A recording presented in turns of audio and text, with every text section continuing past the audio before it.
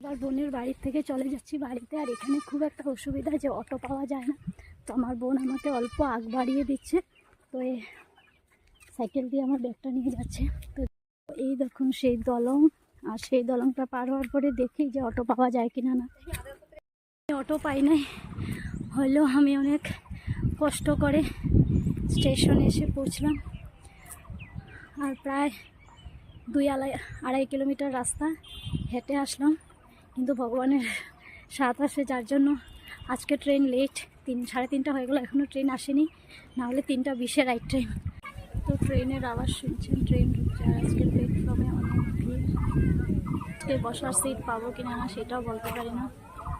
আমি ভেবেছিলাম যে আজকে ট্রেনের সিট পাবো না, কিন্তু না, ট্রেন মরিয়ানি থেকে খুব খালি এসেছে, যার জন্য সিট খালি। আমি খুব আরামে বসে গেছি।